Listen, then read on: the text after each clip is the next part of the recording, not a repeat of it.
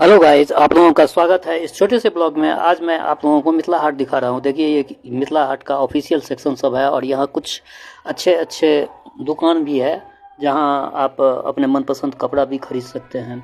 सबसे बेहतरीन यहाँ का हर चीज़, ये प्लांट सब का बहुत ही अनोखा मैनेजमेंट है। ये सब देख करके मुझे अपने आप पर मैं प्राउड फील हुआ। देखिए, ये बच्चे सब के लिए और कई बड़े बड़े बुजुर्गों को भी देखते हैं। इस टॉय टाइप ट्रेन है जिसमें रबर की चक्का लगी हुई है। इस पे चारों तरफ पोखर, इस पॉन्ड्स के चारों तरफ घुमाता है।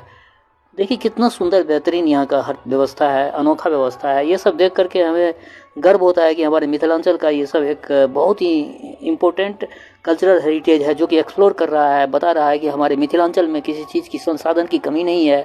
मैनेजमेंट अगर अच्छा हो, देखिए ये बच्चा लोग यहाँ पर बैठा हुआ है और सभी अपने आप को इंट्रोड्यूस कर रहा है और बता रहा है कि हमारे बारे में भी कुछ बताइए। देखिए ये पॉन्ड्स तालाब देख कितना अच्छा है, बेहतरीन है और जितना बड़प्पन किया जाए कम ही है। Thank you for watching this video.